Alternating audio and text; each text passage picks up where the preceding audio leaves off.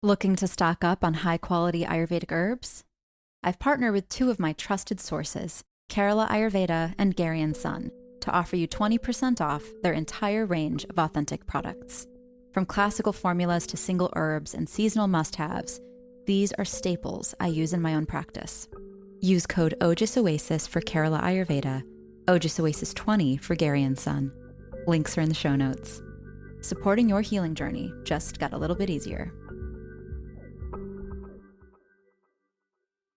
In Ayurveda, nourishment isn't only about what we take in for the body, but also what we offer the heart. That's why we're honored to share Aura Cacao, a ceremonial grade cacao we've chosen as a dharmic partner for the Ojas Oasis community. Aura Cacao supports meditation, heart-opening rituals, and moments of conscious presence. As an exclusive gift for our listeners, use Ojas Oasis 20 for 20% off, and you'll find the link in the show notes.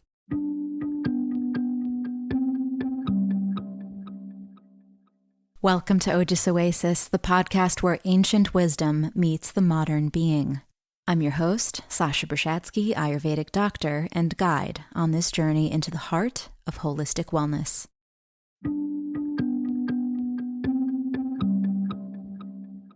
Today, Erin and I explore how habits are formed, where they come from, and why we can find ourselves repeating the same patterns, even when we genuinely want to stop.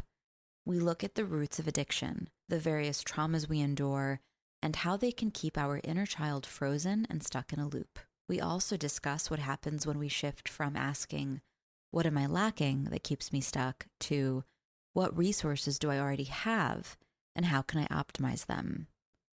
This is a conversation about self-awareness, healing, resilience, and the courage to step out of victim mentality. We invite you to call your power back from the people, experiences, and stories you've given it to, and learn how to protect that power.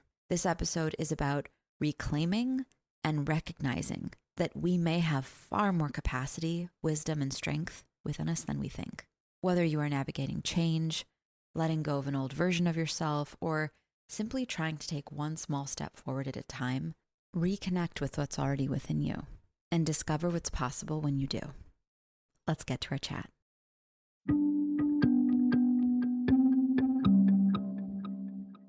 I love how you're so down. You're just so cool and down to like throw in and see what happens. I am a wing it kind of gal. I'm good at planning, but I've really found it also just doesn't serve me. Like for somebody who's so structural, this morning I could not find my to-do list, my notebook, and I like couldn't function. I was like, I don't know how to, what do I even do today? I really need to write things down. I really have, this is something we can discuss. Every week I write a to-do list.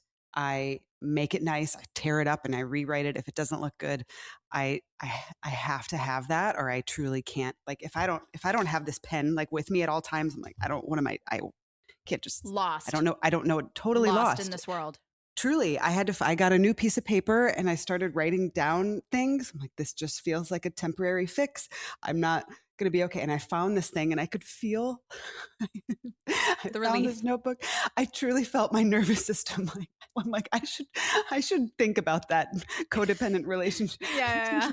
Not even codependent. My notebook does not depend on me. I simply depend on my notebook. Yes. But for somebody who is I'm so organized and planned out in many ways. Like I have to get things out of my head and see the scope of the work that I have to get done. I'm organized with my time. I'm good at blocking things out and I'm good at that. But when I show up to the thing that I need to do, I don't really have a plan sorted out. I don't know. I've learned to be good at improv, I guess, I think this is the same for any habit that we have that we get used to, we get attached to it. I think it's the same. I did a yoga class this morning. I sent one of my patients to this vinyasa class, actually. She's someone who's used to doing these really high intensity pitta type classes that are like high intensity interval training and cardio, and really wants it to be hard and wants to sweat and wants. And I checked in with her after the class because I'm friends with the teacher, and the teacher was like, yeah, she was in front. She didn't look happy. She did not look pleased with the class. And I was like, okay, I'm gonna go check in with her, see She did what not look that's pleased. about. No, she did not look happy. And she said, I don't think that slow vinyasa class is for me. And I was like, oh. And she's like, yeah, I just, I like to suffer fast. I don't want to suffer slowly. I was like, wait a minute. That's Wait. funny. That is so funny. I was Wait, like, this is okay. a patient Mm-hmm. that you Yeah. think needs this. Okay. Yeah. Oh, Yeah. yeah. Yeah. So Yeah. she's been seeing me for 3 weeks now. I see her weekly. And Mm-hmm. she's really mainly she came mainly with anxiety Mm-hmm. and like really severe social anxiety. And it gave her, protocol. Then it turned into a little bit of constipation. So I changed something and I added something yesterday. And I Mm-hmm. wanted to also check in with her to see like, how's that going? So that was alleviated. So now we're all good in that department with her symptoms. But she needs exercise. Of course, like we all need to move our bodies and exercise, but I took out all the cardio in her workouts. Like I don't Mm-hmm. want her to keep drying herself out. And Mm-hmm. the burnout is also really big for her. So, and I told her, here's the thing with someone who's so used to extremes, you're attached to those things. And that's what Mm-hmm. and that's what you like, and that's what you crave. You don't know what a balanced yoga class, like how you're going to start craving things that are balancing when you feel more balanced. Mm-hmm. Mm-hmm. Mm-hmm. So I said, And it's part of your identity too, yeah. right? That's such a change. So Mm-hmm. I told her, as we get you more toward into this middle zone, living in a more moderate, just living in the middle of the all the extremes that we oscillate between, you're going to love. Like I look forward to that class every week. I told her name is Jade, Mm. the teacher. I was like, Jade, can you like pick up another day?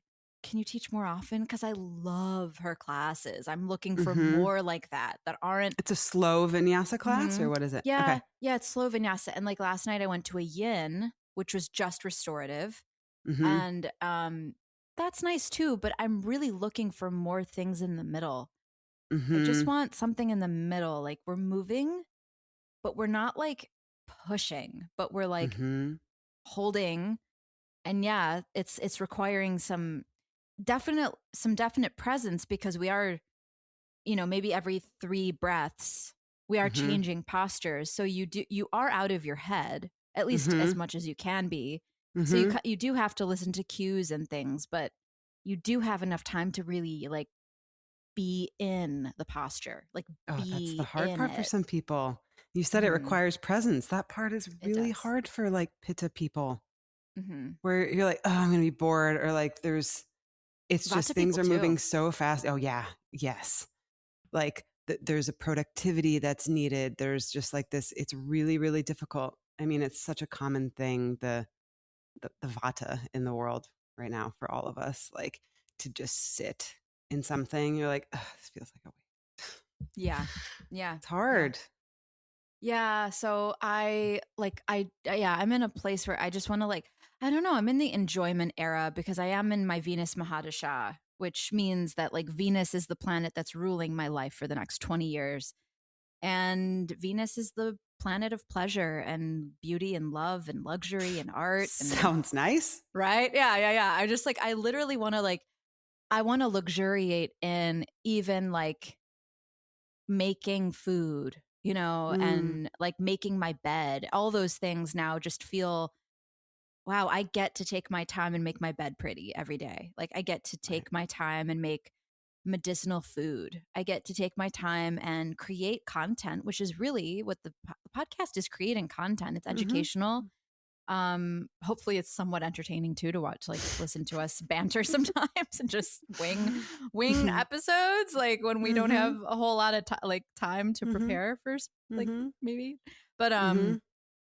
yeah, we get to do this. Like how lucky that we have these opportunities to express That ourselves in all perspective you these have, different though, ways. yeah, I mean, that's a key phrase that you're saying, though. I get to. That is so Hmm. different than I think how a lot of us operate. We have to do this, we have to do that. Even, and we've talked about this before, the concept of work.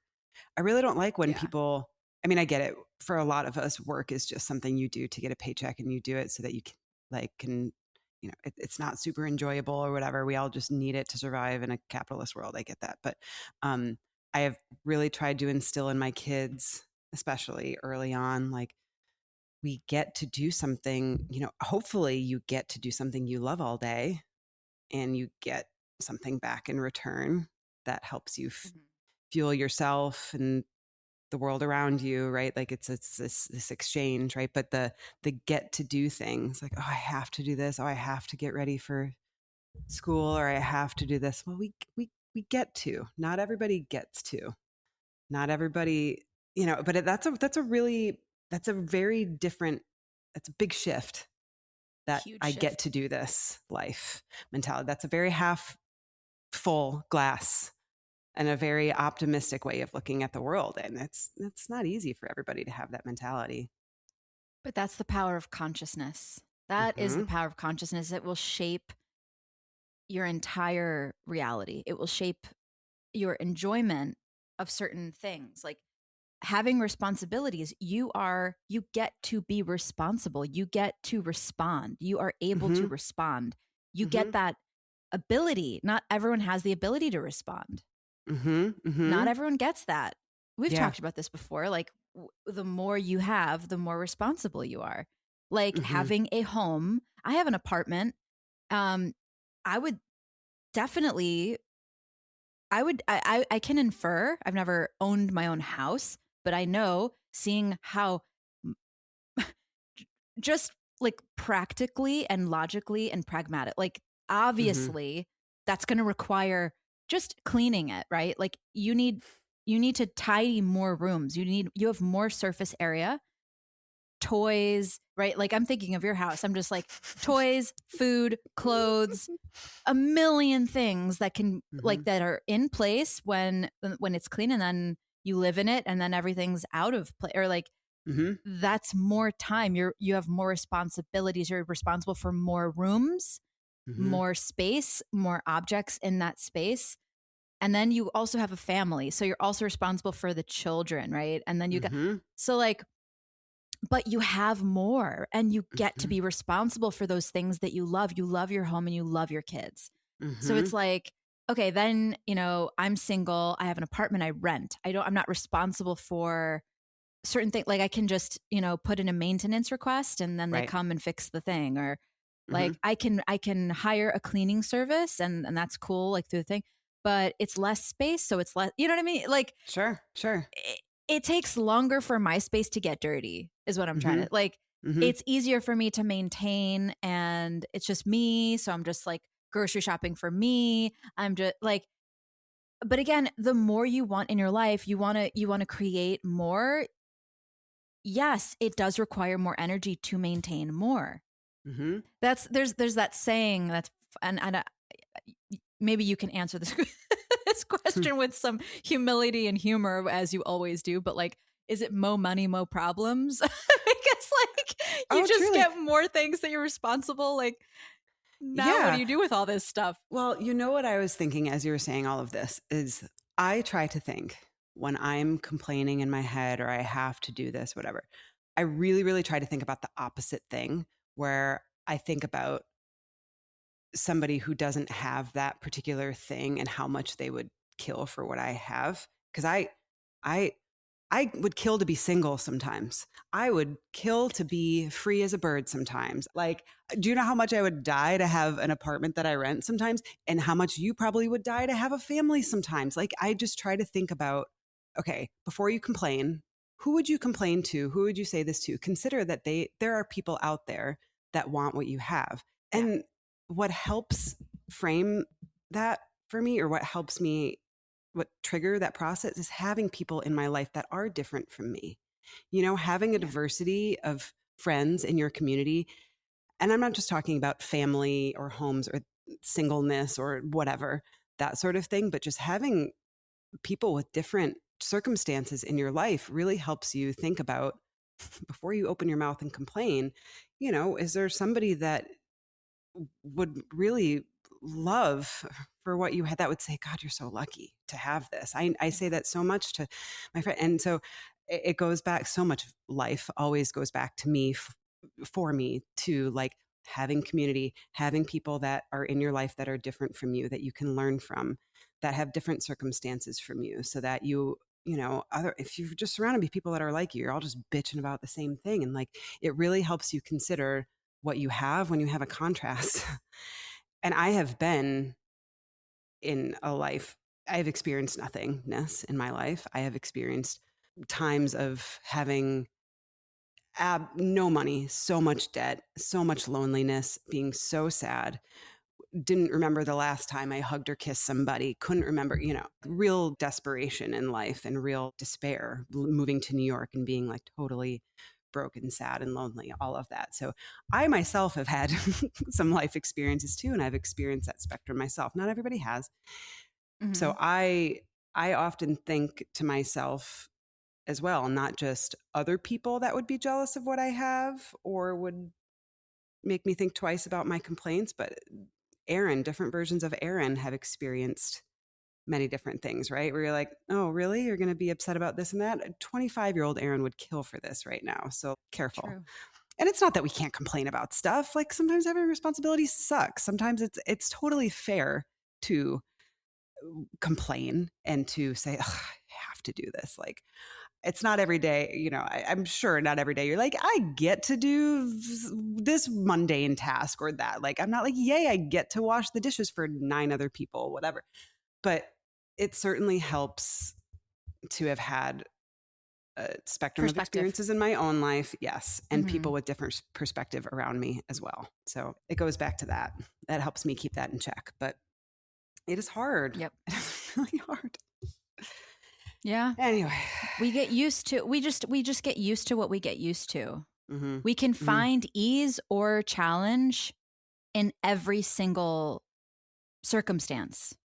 Mm-hmm. Right? Mm-hmm. Mm-hmm. So yeah, like that class that I took this morning, I look forward to every single week. There was a person in that room that was absolutely miserable taking that class, that like couldn't wait for it to be over. And I'm literally like, I wish this was every day. Like, It's interesting to have the exact same room and teacher and flow and 2 different people having such a different relationship with what's happening. That's the stuff of life right there. Perspective, baby. It literally is. Yeah. Well, we were talking a bit about habits earlier, habits. right? Yes, and like what it takes to form a habit. I was also thinking too, what it takes to stop a habit. It's equally as hard to stop something as it is to start something. I've been thinking about that too, because over the summer, there are a few things that I quit, and I'm pretty good at just doing things. Well, I guess I am quitting things cold turkey. And it's easy when you can do something like I deleted Instagram. I'm just like, I can't do this. Oh, I nice. can't do this. But it's easy when I can just hit delete. You can't just like delete many of our other habits. I can't just like click an X on like my sugar habit. Yeah. But I have not, there's pros and cons. I am a little disconnected from what's going on in the world. Matt will like tell me about things going on in the news. I'm like, no idea. But I just have needed to disconnect from social because I found myself habitually just going there. No reason at all. I felt myself in that rot. I quit that. I quit smoking pot. I haven't done that in like a month. Wow. I was just That's like, huge. Yeah, I don't know. Something just came over me where I was like, I have these habits that I don't know why I have them other than just having it as a habit. I wasn't like, I don't know. I was just like, is this serving me? Or do I truly felt myself just go to a place where I was doing it because there was a chemical need. It was just an impulse, true impulse. Yeah. And I just was questioning it, and I just decided to stop. And then it gets to a point where you're like, oh, let me see how long I can stop. Oh, it's been a week. Ooh, it's been 2. Can I go 3? Can I go 4? And then like pit to Erin's like, go all summer, or like be done forever. Who knows if I'll be done with these things forever? That wasn't necessarily the goal. I was like, stop so you can put some space in between yourself and that thing. See what happens.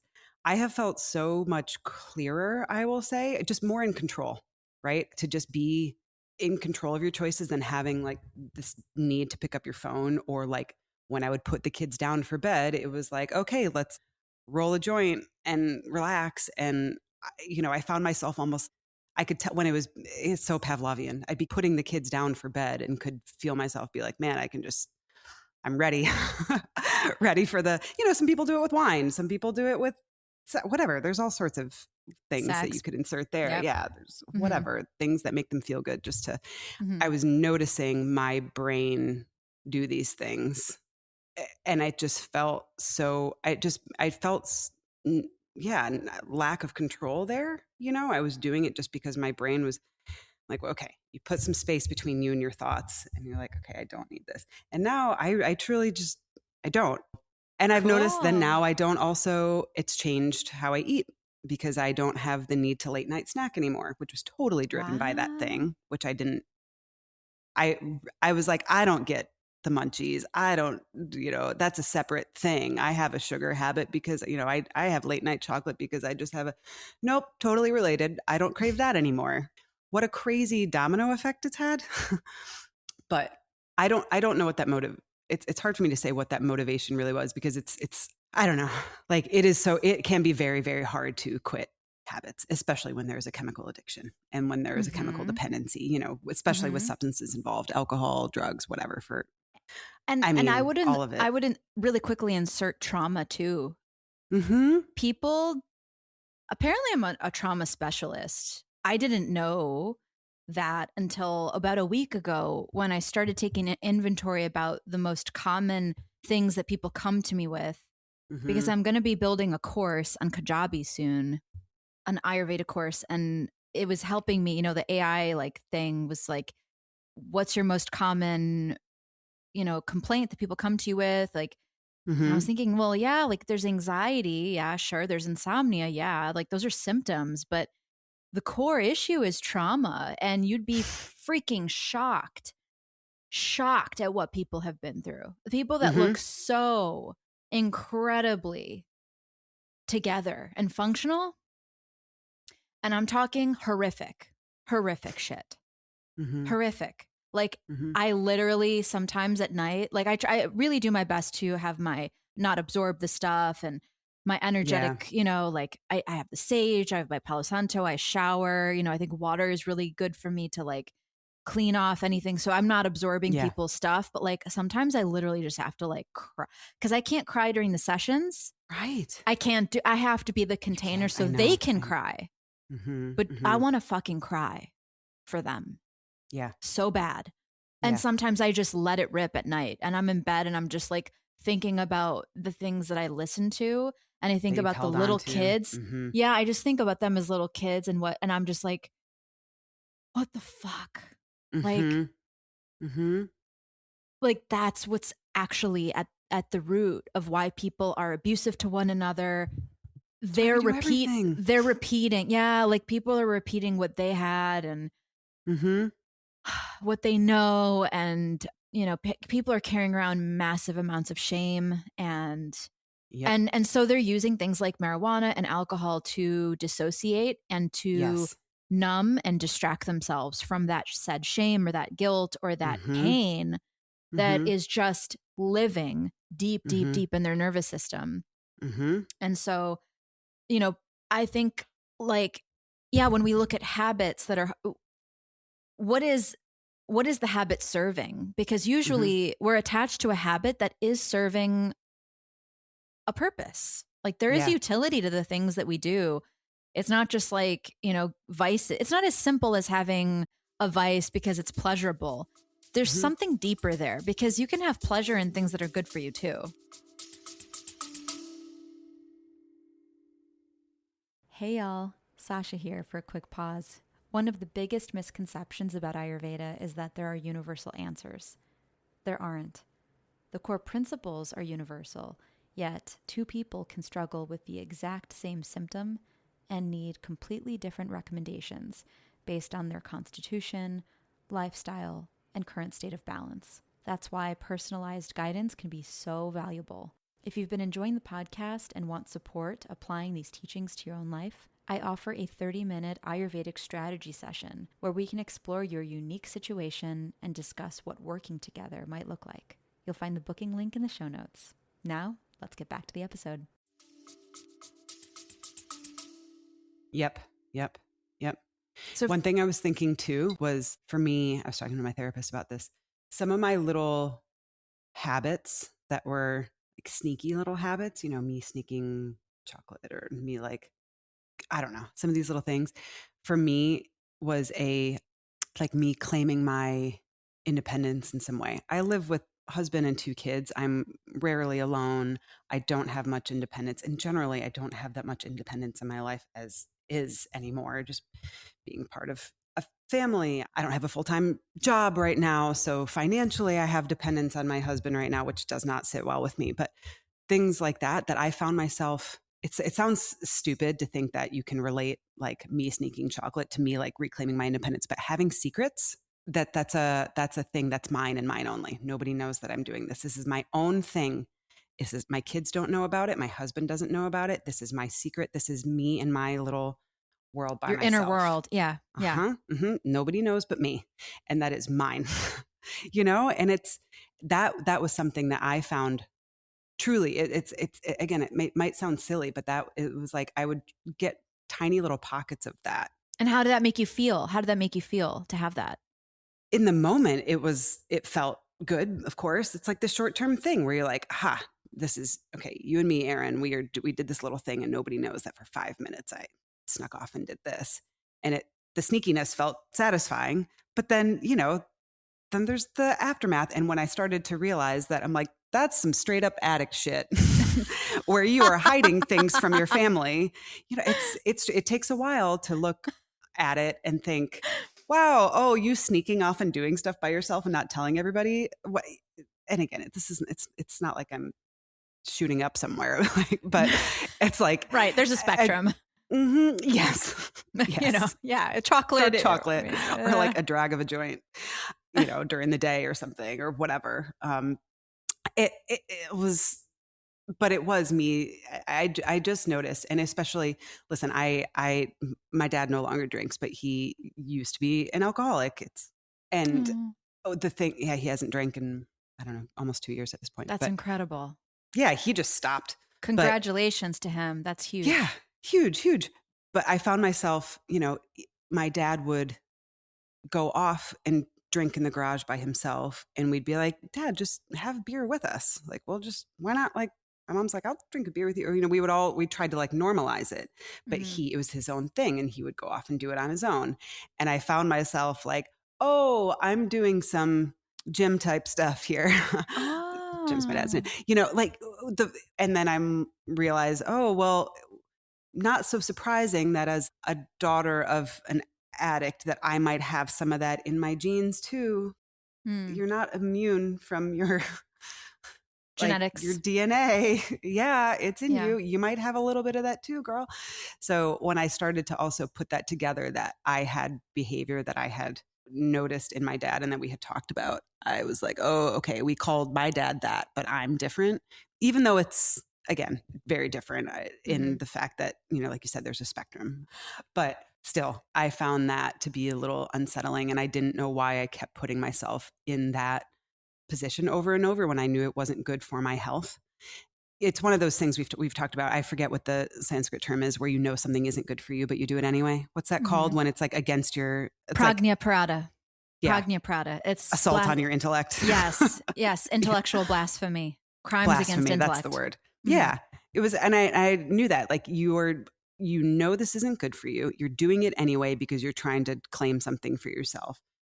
There are other ways I can do that aren't harmful to my health, right? Let's find out if you are really craving independence.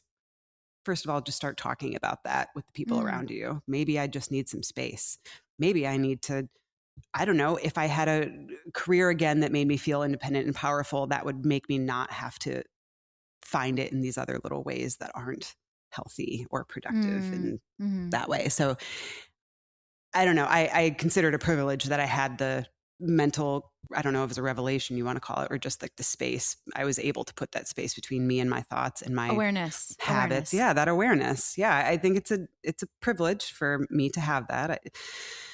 Not everybody even can take a second to, and I have educated on myself on this for a long time to know things like, this is going against my better judgment. This is like, I have the vocabulary for that now. It's taken me 40 years, but I just decided to just stop and see how it felt when I tried stopping, even for a day or two. And then like, then the competitive part of me was like, keep going, keep trying, like, see how long you can go.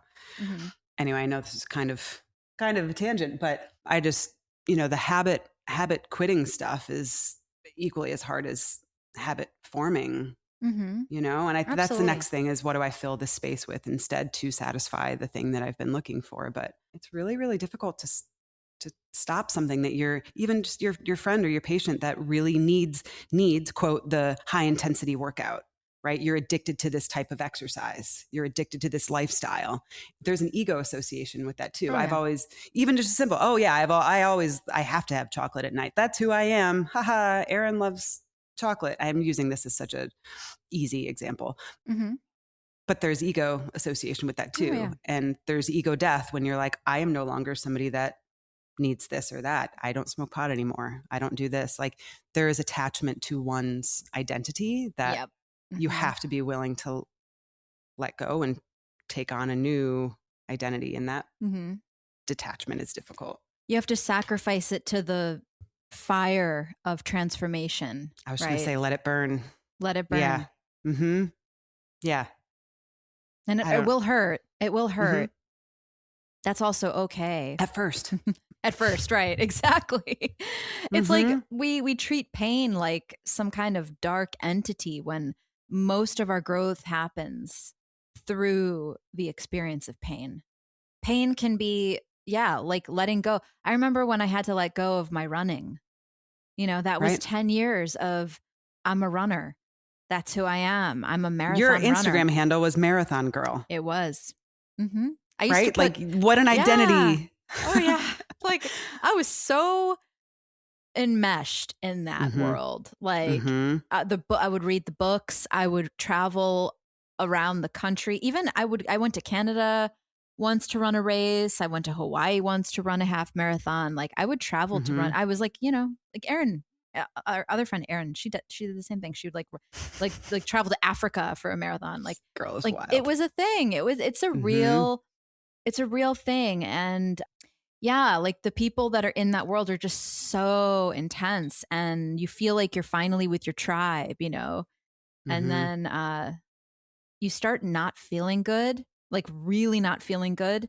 And then, you get injured, you get the first injury, and then that takes you out and you're like super depressed. And then you're like, you go right back into the same habits that got you the injury in the first place. And then you do that enough times, and then you start realizing, oh, there's something that I'm like really avoiding. Like, I'm really avoiding within myself. I'm running away from me. And I was so in denial of that. My whole running career, I was just like, no, I'm not running away from anything. I'm running towards something. Like, why do we have to run at all? I mean, but like, running is really great in terms of like the pranayama aspect of controlling your breath and finding a rhythm and being outside and in nature and with yourself, and especially when you can do it without music. I used to do that. I used to, like, it's great in Europe. I mean, I remember traveling to Europe and running around Paris without knowing where I was going, but that was how I would find the most incredible little cafes and parks and places that, unless you're running around a city, you don't find these places. Even on a bike, it's different. It's different because you're on, boots on the ground. It's like there's something very unique about running through a city and experiencing it and discovering it. Just hearing your feet. The cute, you get to find these like little secret pathways into like secret little it's really special. And so, like, I remember when I realized that could no longer, and that happened actually during our yoga teacher training. I really realized that running was eroding my bone. Like, it was just my joints and my, there was like a physical realization. There was a morning. There was a morning that we had like our test of our teaching, like on our final weekend, and I couldn't come because my hips locked and I like literally couldn't walk. So I don't know if you remember this, but like I couldn't. I was probably too nervous about that test to think about anybody else. I was nervous too, but there was just, there was a point where I realized I yeah, I'm going to have to fill this with something else. Thankfully, I discovered my love of Ayurveda pretty much in that At that same same time. time frame. So Isn't that then my amazing? intensity, One door closes yeah, as another opens. absolutely. And Coincidence? yeah, and yeah, exactly. Mm-hmm. And so I really embraced Ayurveda full on because I had the space, Mm-hmm. I had the Mm-hmm. space open. Mm-hmm. And then obviously, like here I am 10 years later. And I'm Mm-hmm. just as in love with Ayurveda as I was the first moment I heard the word. Mm-hmm. And especially seeing how many people have transformed under my care with it, my ability to hold it. And yeah, I think like being a practitioner of something that is literally by nature a transformational tool and Yeah. lens, Mm-hmm. it like you transform with people as you watch them transform. You also transform because you can't help it. It's just Yeah. like I see people overcome such difficult things. Mm-hmm. I'm sure you see yourself too. Like as much as people Yeah. feel seen by talking to you, I'm sure there are instances when somebody's talking and you're like, oh, wait, I feel like that too. I mean, you can't say that out Oh loud yeah, because you're the one of holding space course. at the time, but I'm sure, I mean, you've talked to hundreds of people. You have to have experienced that feeling seen while somebody else is telling their story. Like, oh Oh my yeah. God, I had that. Oh my God, do I have that trauma too? Holy moly. Yeah. Right. So I'm Yeah. sure that alone has aided in your growth process or It transformation definitely process. helps. It definitely Mhm. helps with the perspective that we were talking about Yeah. earlier, right? Mm-hmm. Like Mm-hmm. I listen to some like a bunch, we've had an episode literally called something about like bags of karma, how we all have a bag. We all have our Mm-hmm. unique bag.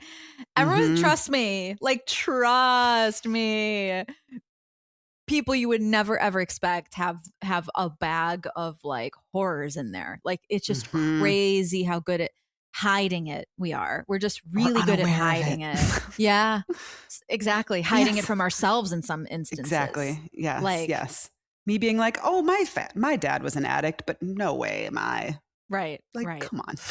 Yeah. Please. And No and and chance. s- and speaking of addiction, I've had people walk in here and just straight up look at me and say, "I need help." Like they just look at me and just say, "I need help. I don't feel good. My stomach Mm-hmm. hurts. I need help."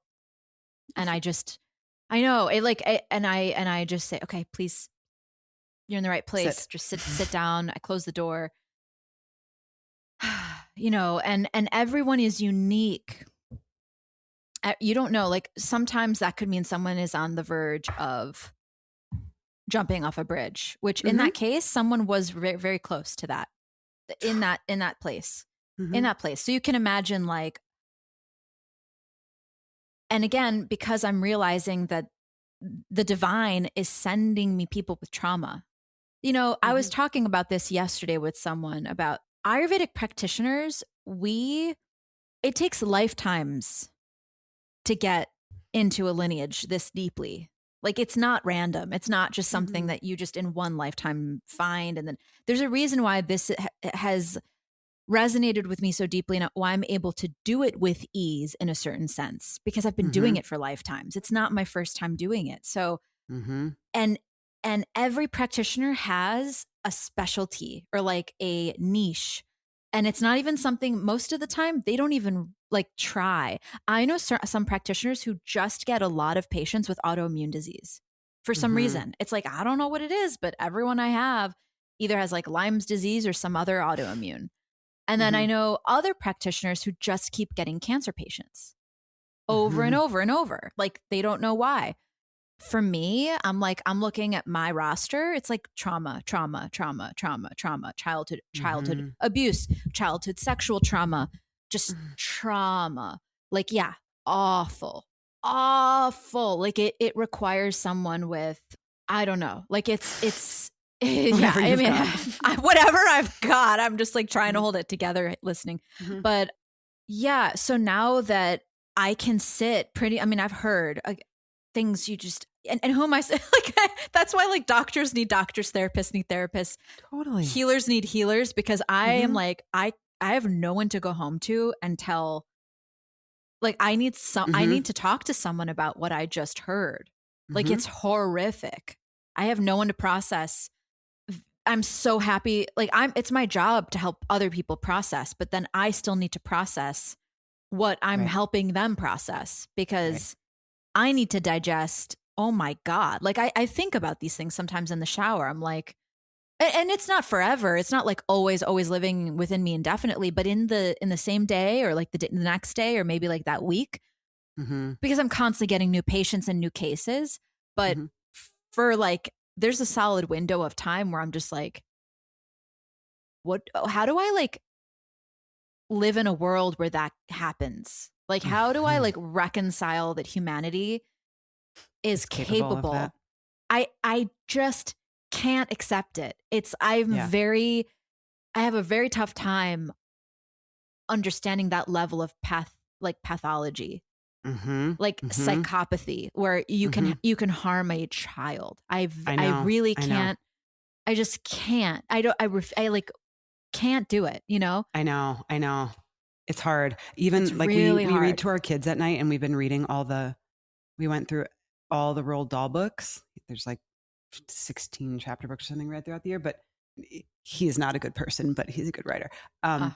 But in many of these books, the adults hit the kids, like even Matilda, the mean principal. And a lot of these were written, many of them written, decades ago. And, there's also, he has his biography, read his like autobiography to the kids too. And they're like, wait, what? I don't know how to explain this to you. I don't know how to explain to you what paddling means when kids got paddled for doing something wrong in class. Like, oh yeah, people would just beat up their kids. How do you explain that to a child? It is so, it's very, very, very difficult. I would take one of Enzo's philosophical questions about why humans are here any day over like why somebody would hurt a kid. I don't know how to explain it. I'm just like, people used to do it. They don't do it as much anymore. I don't know how to explain. It's not normalized. It's not normalized. In a lot of places anymore, it is. People still, yeah. It's hard to say. I mean, sure, in our bubble, no, but I mean, not that we need to go down that rabbit hole now, but yeah, that's very, very, very difficult to comprehend that people do that. I just get into this very visceral place where I like look out, all of a sudden it changes. All I see is that little kid in them. And I'm just like, oh my God, you're still 5 years old. Like there's still this like little, and I want to hold them. I want to hold them. I want to cradle them and rock them to sleep. And I just want to like protect them. And I want to fight. And a part of me wants to like fight the abusers or like the people who came at them. Like, and I know that that's not my job, because that's not where I entered their life. I'm on the other side, right? So I'm here to like, but I am here to tell them that that inner child is still alive in them, and we have to go get them because they're still hiding in the closet. They're still fucking terrified. You know? I know. This is what I'm talking about. Like I'm like, am I like how like it's so hard. God, I can imagine. I run out of Kleenex in my clinic. Like I have to constantly, just to give you a sense, like people just come in here and they're amazed that they're able to cry within 5-10 minutes of sitting down with me. So that tells me, okay, this is like, that means, okay, like their inner child recognizes that they're finally safe. They can finally come out. Yeah. And that again just breaks my heart again, because I'm like, I'm sorry I didn't get here sooner, or like I wish, it never happened to begin with, and it should have never happened, and it's not okay. Just to be clear, it never was okay, and guess what? We have to literally let that go, and we can't keep carrying it anymore. And we have to even forgive that person that did that, even though it wasn't okay. But here's the thing: if you don't forgive them, you're going to stay in that prison forever. You're going to that person will have power over the rest of your life and will inhibit you from living a life that's free of that pain and suffering. So we need to forgive them for you, not for them, but for Mm-hmm. you. Mm-hmm. And it's a process. Obviously, we can't do that in one session. We can't just, Mm-hmm. okay, oh yeah, I forgive them. Okay, I'll just go back. It's like Yeah. there's a lot of complexity to healing trauma, Mm-hmm. and it takes Reclamation time. Yeah. Yeah. is a But process. the crying and the release, and sometimes it comes out and like the skin will break out as they're healing, and people will break out in Mm. like cystic acne, or like, yeah, like they'll just, yeah, all types of things like diarrhea, or Yeah. what's another one? Yeah, just any type of purging. Like people Mm-hmm. will begin purging and feel really emotional, like crying a lot all of a sudden. Like they're just crying and they don't know why. And I'm like, well, good. Things are moving. Things are moving that have been stuck. You don't even know how long that shit's been in there. Actually, you probably do. Now that you're actually able to feel it, now you know, but that has to Mm-hmm. come out, and it's good.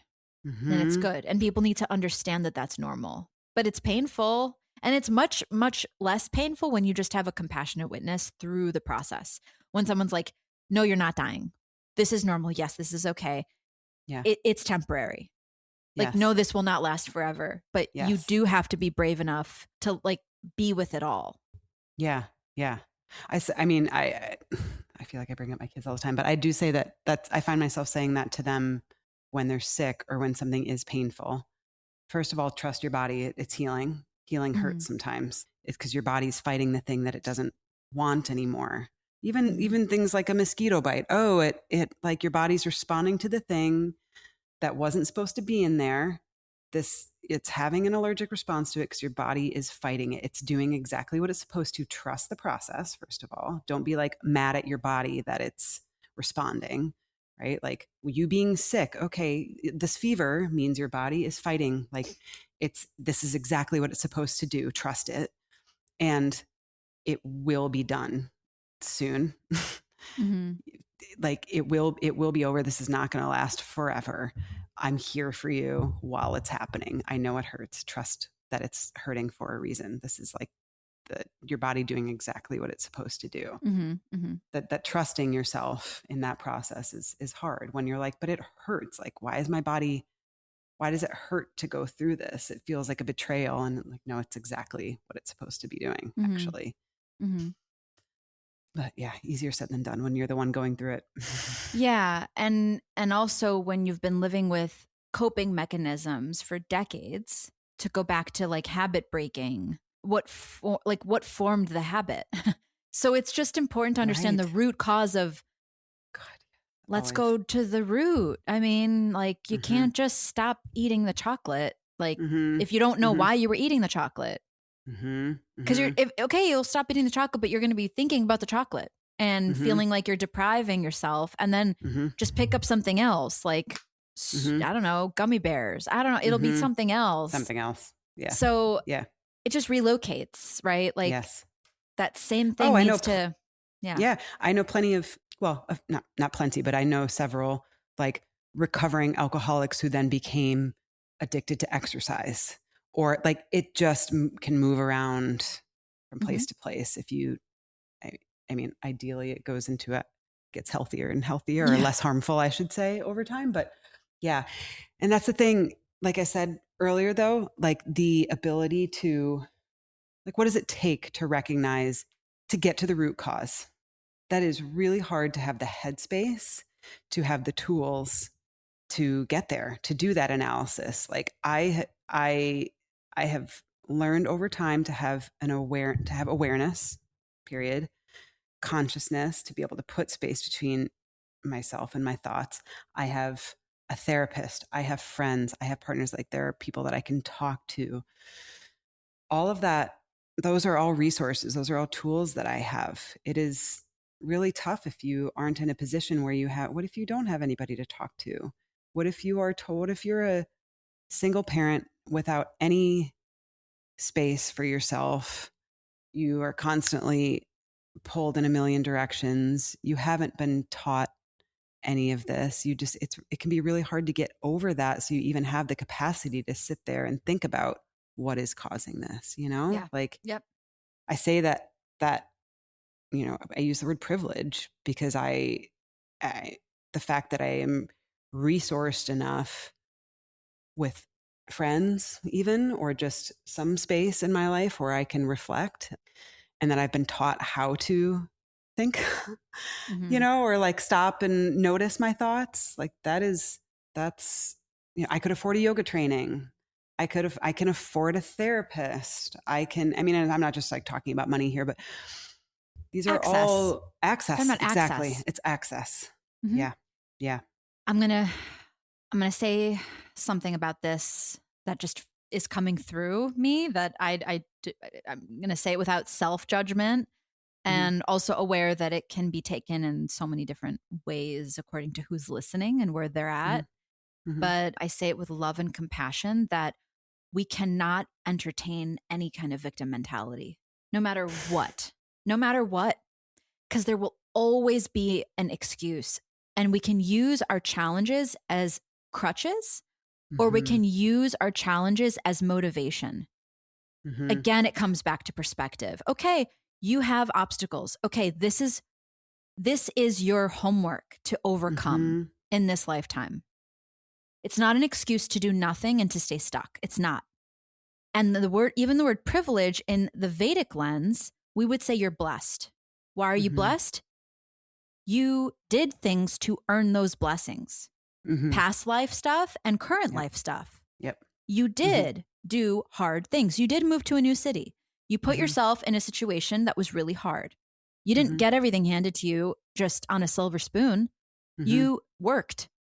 Yep. Everything that you've done, everything you have, you didn't once have. Once upon a time, you didn't have. What does that Mm-hmm. mean? How did that Mm-hmm. happen? Did it happen on its own? No, you didn't Mm-hmm. use your limitations or your lack of resources to stop you from being Mm-hmm. ambitious. Mm-hmm. You Mm-hmm. lit a fire under your own ass. And I want everyone listening that is going through a hard time to find that fire within themselves, to light their own ass on Mm-hmm. fire. Not literally, obviously, but like you can get out of that. You Mm-hmm. can move through that Mm-hmm. obstacle Mm-hmm. and make it your bitch. I mean, you Yeah. can. Yeah. You Yeah. literally Yeah. can. Like, so Mm-hmm. I don't want people to be like, oh, woe is you and your Mm-hmm. life. And oh, I guess, you're just going to have to, you know, Mm-hmm. deal with the hand you've been dealt. Well, fuck that. How about Mm-hmm. you use the hand you've been dealt? Look at what you do have. Because no matter what, you have more than you realize. You have more than you think. So, I mean, Tony Robbins, I remember when I moved from New York to California and I didn't have a job and I didn't have a car and I didn't know what the hell I was going to do, how I was going to pay for school, how I was going to literally, like, I had just broken up out of a 2.5 year relationship. My parents thought I had lost my mind because like nothing made sense. I bought a one-way ticket. I didn't know anything anymore. Mm-hmm. My identity, my whole identity was was like at ground zero again. Mm-hmm. And I remember listening to Tony Robbins and he was like, be resourceful. And that Right. changes again the perspective of okay, Yeah. like some people are so lucky and they've all this privilege and it's so easy for them. Okay, well, you have an opportunity to create your own privilege and to create your own blessings. And for you to Hmm. think that you don't have that ability you're underestimating your power. You're really Yes. Your underselling resources. yourself. Mm-hmm. You are the fucking resource. Mm-hmm. You are the Yeah. blessing. You are the miracle. You're going to get it. You're going to Mm-hmm. get it by being smart, making different decisions. And there's plenty of knowledge on the internet. This podcast is free. Talk about access. Mm-hmm. Like, this is Mm-hmm. why we have this podcast, is because Ayurveda is for everyone. Knowledge is a right for everyone, regardless of whether you have money or not. You have Mm-hmm. the right to learn. You have the right to empower yourself with knowledge and make different choices. Yeah. So you Yeah. can look at your every which way that life dealt you a shitty deck of cards and make that your excuse Mm-hmm. as to why you aren't able. Okay, fine. Then that's your choice though. That is a Mm-hmm. choice. Mm-hmm. You can also see it as, no, I'm not happy with this. I'm going to change this. Mm-hmm. Okay. Yeah. Welcome to the club of the people who started with nothing and made something from nothing. Right. That's what it takes. Well, when you said, I wrote down be resourceful because, like, what does that mean to be resourceful, that means take stock of what you have, Mm-hmm. right? Take stock of what you have and then say, okay, how can I work with this? Mm-hmm. Right? I have this friend. I can talk to that person. Okay, Mm-hmm. like what is around it? That's a gratitude practice in itself. Thinking about, maybe you need to write it down. The first step of being resourceful. What are my resources? What is a resource to me? Like that could be people, that could be things, right? But like that is the step one, is take stock of what you've got, which is dun, dun, dun, gratitude. Yes. It's also survival. Yeah. Like if you're on an island and you've got a knife and like a bag, and like anyone who Mm-hmm. survives this Mm-hmm. life and is able to overcome challenges does this exact same thing. They Mm-hmm. literally are like, how do I maximize this body that I have? Okay, Mm-hmm. number one, you need to be healthy. Mm-hmm. If you don't have your health, there's not much you're going to be able to do. Mm-hmm. You can't learn, you can't focus, you can't maintain rhythms when your body is demanding, right? Like that you look at why you're not able, like why is your skin breaking out in rashes and hives and like, so you Yeah. have to really look at your health, number one, and realize this: without a healthy body and mind, Mm-hmm. you're Right. not going to make it 5 steps out the door, right? So like Right. first things first, learn how to get healthy. That's why Ayurveda is the foundation of all the Vedas. That's why we learn Mm-hmm. Ayurveda before yoga. Mm-hmm. Ayurveda was always meant to be learned first, right? Like Mm-hmm. Mm-hmm. Sanskrit, actually, technically, if you really want to get technical, Ayurveda is written in Sanskrit, so you need to know Sanskrit. Mm-hmm. The Yeah. word Ayurveda is a Sanskrit word. Ojas is a Sanskrit word. Prana, Shakti, Mm-hmm. all these words that are really important to understand the essence of what these words mean. Because when you say them, you're invoking what they are, the energy Mm-hmm. of what they are. Mm-hmm. Like the word Ojas, it's important to say that word versus the word vitality and immunity.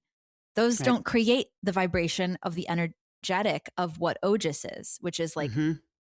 vigor and resilience, right? Like Mm-hmm. that's the feeling you get when you say the word. Same. Okay, so some people say longevity science. No, like that's going to feel different than the word Ayurveda, You're right. Right. right? It just Yeah. feels different. So, like learning, so knowledge and health, those are no, those are the two top. Mm-hmm. Money can come and go. Your health, if you mess with that, you might not get it back, man. Like you don't Mm-hmm. want to Mm-hmm. gamble your health. You just don't want to do it. Mm-hmm. Knowledge is another thing. No one can take your knowledge away. It's not going to go up and down with the stock market. No one can Mm-hmm. put a, what is it, like when someone gets their house taken away? I don't know. Foreclosure? Foreclose. Yeah, no one can Bankruptcy? Yeah. foreclose. Yeah, no one Mm-hmm. can file bankruptcy for the years of studying, their consciousness. So this is an Mm-hmm. incredibly wise investment. Mm-hmm. It will Mm-hmm. last you forever, and no matter what happens in the non-controllables, if you have a solid perception of who it is you are, what you desire, and your capacity to change your life, Mm-hmm. you've just unlocked the whole fucking point of this human existence. That's it. Mm-hmm. It's not Mm-hmm. about living in perpetual comfort and satisfaction, because a lot of people who live in perpetual comfort and satisfaction are miserable. Mm-hmm. Well, and that's how people think they need to raise their kids. Like, oh, just like protect. They need to be happy all the time. Right. Yeah. Yeah. Not Right. that. And then they create people that are not able to withstand, a whole lot of challenge. Like they can't overcome. They don't develop that resilience, that like Frustration tolerance. strength, frustration Mm-hmm. tolerance. Yeah. Mm-hmm. Mm-hmm. Yeah. Discomfort Like, tolerance. Yeah. and when you see like that like if your parents do not say no to you, you learn that you're not supposed to say no. So then Mm-hmm. you become a Mm-hmm. people pleaser. And then Mm-hmm. that gets people in all types of issues. I mean, I see a lot of people with that tendency, and how Mm-hmm. that affects their health is awful. I mean, it's awful Yeah. what it does to people's health to constantly be accommodating to everybody Mm-hmm. and just not even tending to yourself. Like you just, oh my gosh, you know what? The first thing to go is the thyroid. Hmm. People get hypothyroid or Really? hyperthyroid, but yes, the thyroid. Because it's the truth. It's the throat Should chakra. write that down because I Yeah. certainly fall into that category. Well, I was thinking about, not to go into my thing, we need another hour, but listen, third child, I was always the diplomat in my family, resolving conflict and just making sure everybody else was good and everything like that. It has certainly carried into my life of being the fixer. I would rather ingest pain than hurt someone else, or, like, oh, okay, well, me saying this would hurt your feelings, so I'll just not say it and not speak my truth. Right. So Yeah. like that is circling thyroid here. There you See go. if I have any of those. Go get a thyroid test. Yes. Well, and just to go back a little bit, because I don't want to go down that path right now. Ayurveda, one thing I've always loved about Ayurveda is it is such a practice of creative resourcing. You were so good at this, and it was so eye-opening for me to think about all the possibilities of ways you can balance yourself. Oh, you don't have this. Oh, whether it's time, or I don't know, wear a blue t-shirt tomorrow or like go for a walk for 10 minutes, wear pearls, look at the moon, look around, and you're like, all right, what do you got?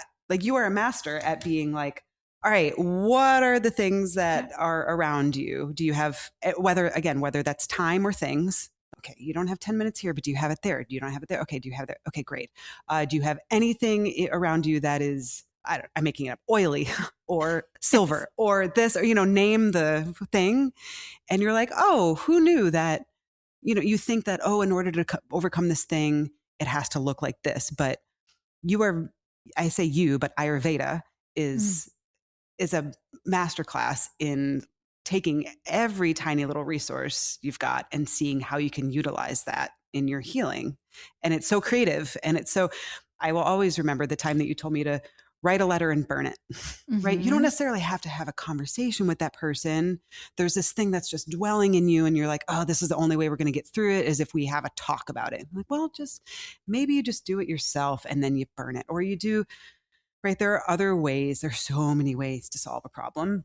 And I praise Ayurveda for opening my eyes to all the different ways that you can achieve that through your food, through your time, through the things that you watch with your eyes, thinking of all the senses, right? Okay, well, let's go through, what are your eyes consuming? What are your ears consuming? What is your mouth consuming? What are the things, all of the senses, all of the aspects of your life.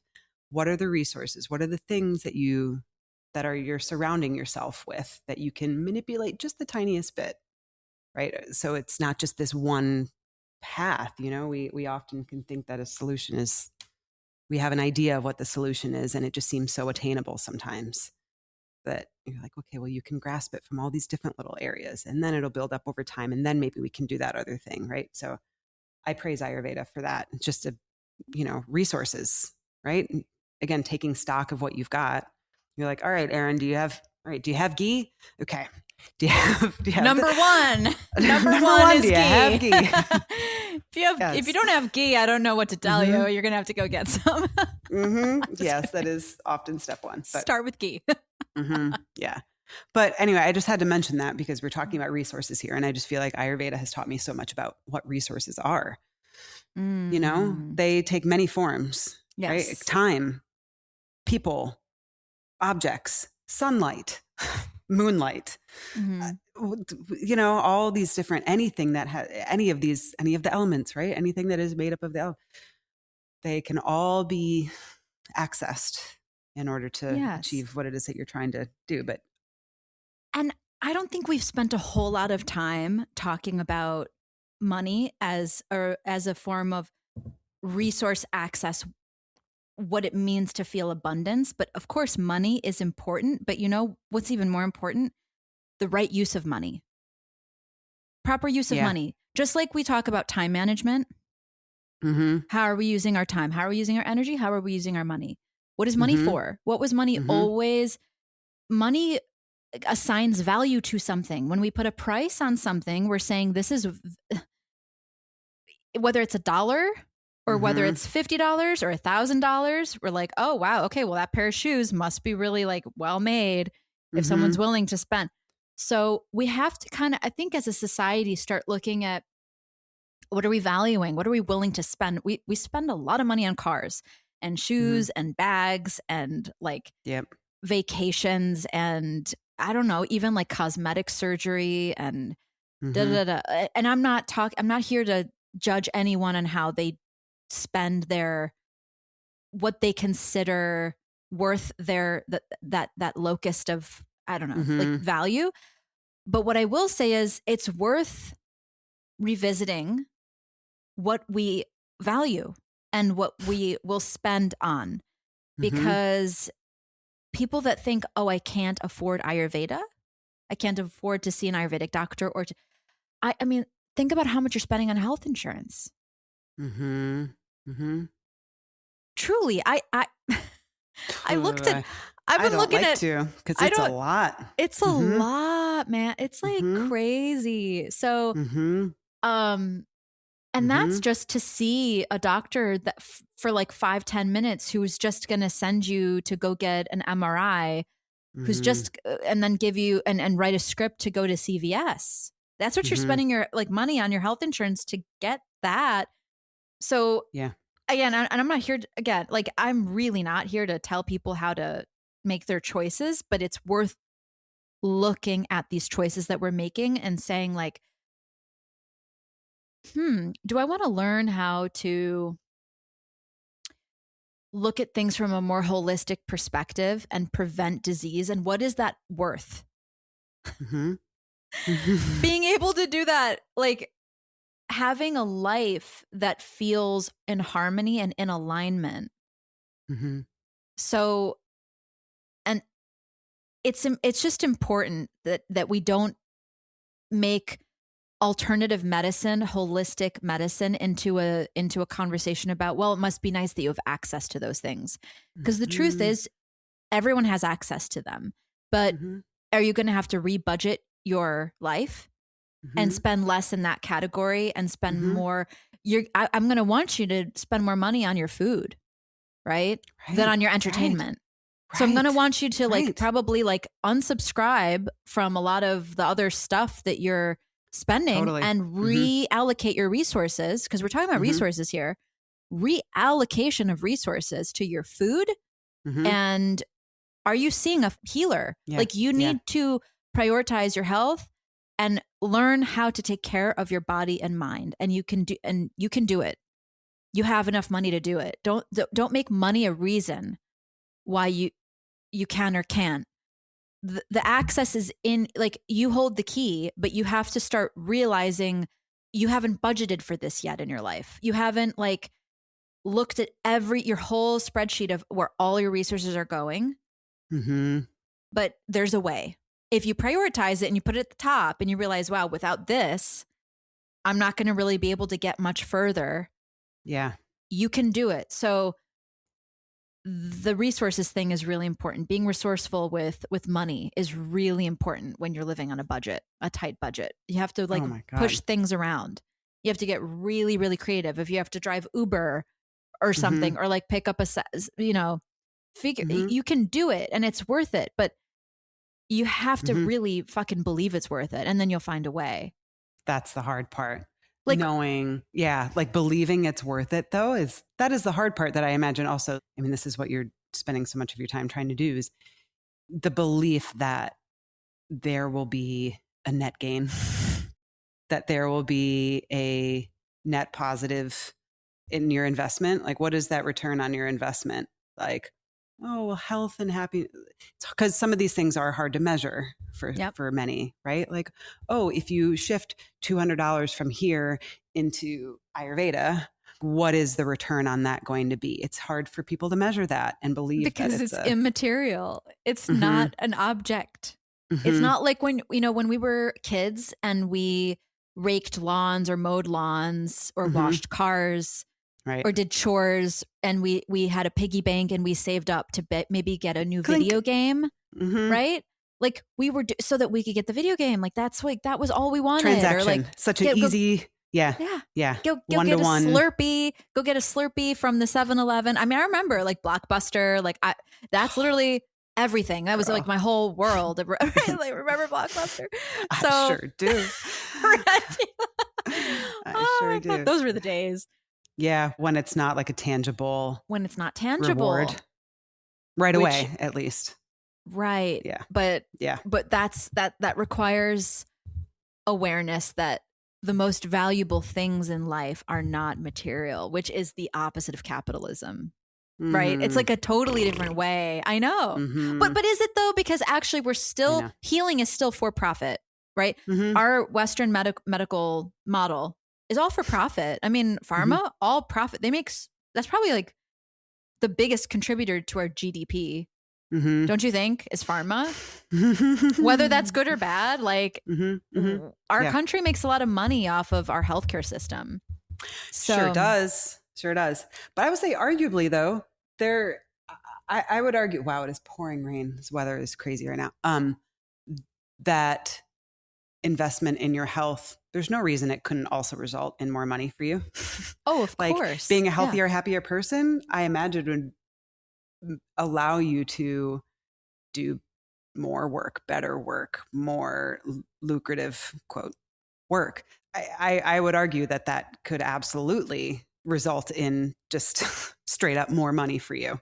That's investing in yourself. Person.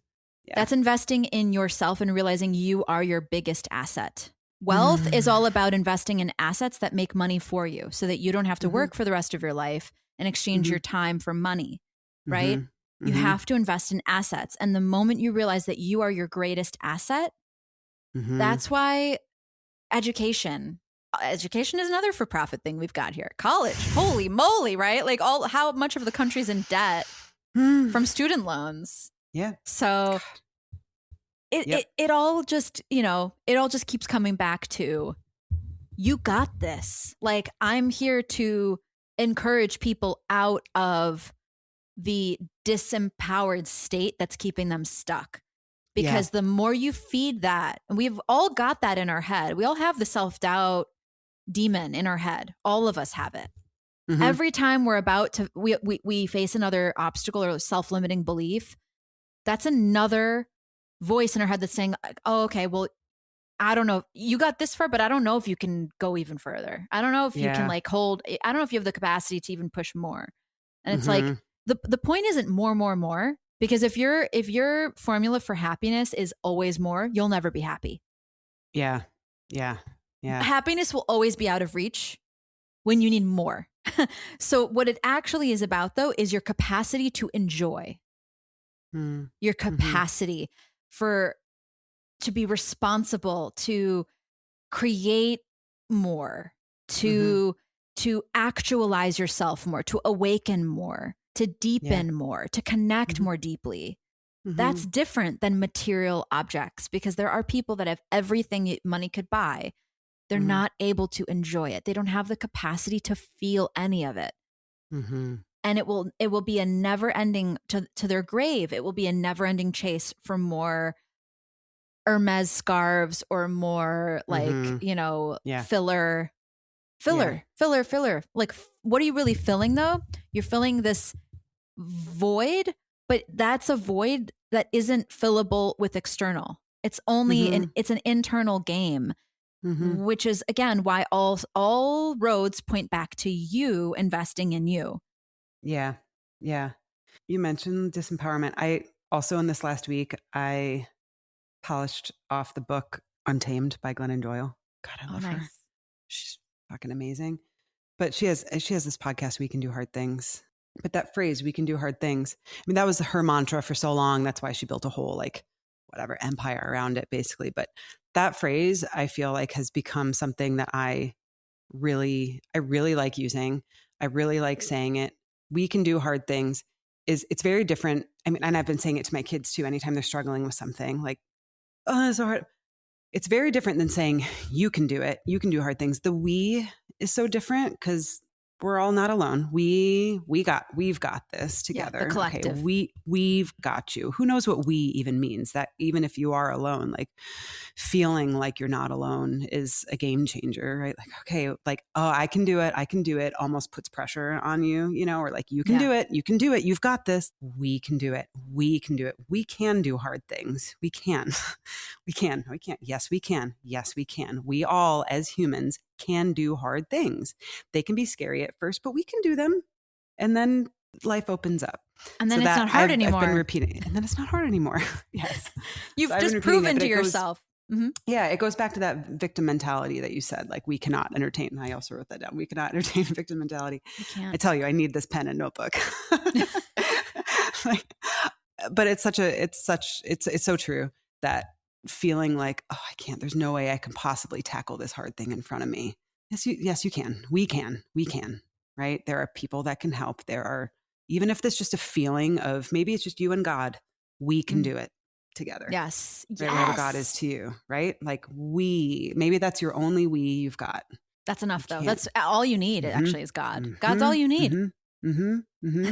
Yeah. You should read that book. She talks a lot about God, and it honestly changed my life just reading that, but yeah, whatever you want to call it, but just knowing that you aren't alone and just that you have the ability to get through something difficult. Yeah. It's a huge first step. It sure does help. A lot. Yeah, I know. I know. In summary, in conclusion. And I love that we show up here and we're like, what are we going to say? Yeah, we were like, I don't know. We always figure it out. We always figure it out. We do. Yes, we do. We can do hard things. We can do hard things. And I think so much of it is just showing up and believing that we can wing it. Yep. And when we just show up, because we've been doing this for like 4.5 years. Remember when we first started and we were like, I don't know. Is this thing on? Yeah. Yep. I remember being so nervous in the beginning and just like, yeah. Oh my God. The technical aspect and yeah. So yes, we can do hard things, and we do, and we continue, and the consistency and the showing up, that's half the battle, more than half the battle. Yeah. Yeah. That's it. Whew. Yes. Even on days you don't feel like it or days you don't know if you have it in you, just don't feed it. Like, let that be there and then just fucking do it anyway. And then you're, you know what I mean? I know. Do it anyway. That is also another thing that I love to say. Do it anyway. Just do it anyway. There's a difference between like doing something you shouldn't do. But yes, knowing it's hard and doing it anyway. Whew, execution. Man. Because everyone's got good ideas. Everyone's got desires and dreams and goals. The only people who actually make it, and it's about less than 1% it's like the top percent. It's such a small amount of people who actually execute and have tangible results. And it's because they just didn't fucking give up. That's it. That they all say the same thing. It's the same. They all just they're not more talented than you. No. That wasn't it. That wasn't the secret ingredient. The ingredient was, I'm just not going to stop. Watch me. It will take as long as it takes, and I'm going to be here. And I've said that with what I do. I said, I'm not going anywhere. I know, a lot of things taught me endurance, but running marathons, that's one thing I will say about marathon running. It did teach me, well, if you can figure out how to be with pain, discomfort, and just accept it and just keep going, you can do anything. That's the truth. You can do literally anything. Whether you have resources or not, you have you, and that's the only resource you need. And then when you realize, oh my gosh, I thought I was alone all along. I had God within me, alongside me the whole time. That's all you need. That's it. Yeah. Oh, I feel empowered. Woo! I hope you do too. I really need to go get my kids, so I've got a jet, but it was really good to see you as always. And I love you very much. Have a good rest of your day. What are you doing? You too. You have patients? I do have a patient soon after this. Yeah, just admin stuff in the clinic. I have some emails to return and probably will go eat lunch. It's 1:30 here, so I'll go have my lunch, which is kitchery. And yeah, I always have stuff to do. I kind of want to like walk too after sitting. Yeah. So it's good to like move your body and give myself breaks throughout the day of sitting. Yeah. I need to get a new chair because this chair is awful for my lower back. And I'm finally just like, okay, I need to go, like, maybe I'll go buy a new chair right now. Like I literally might just go do that. Just go do it. Just go do it. Execute. It's been on my list. Go. I just got a new rug for my bedroom. Finally, after 6 months of like, I really need a rug for my bedroom. And I finally, so it feels good to knock some of those things out. Oh my God. Yes, sure you know, does. Yes, says the Yeah. to-do list girl for sure. to-do list. All right. I got to run. I love you. Mwah. I love you. I'll talk to you soon. All right. Okay. Bye. Bye. Hey y'all, Sasha here with a quick note before you go. If you've been listening to Ojas Oasis and are ready to explore what personalized Ayurvedic guidance with me could look like, I invite you to book a 30-minute strategy session with me. Normally, I charge $150 for a 30-minute consultation, but for podcast listeners, I'm offering this call for $100. We will discuss what you're hoping to create in your health and daily life. I'll share whether my approach feels like a good fit for you and what next steps might support you. You can book your session by clicking the link in the show notes. Thank you for listening, and we'll see you in the next episode.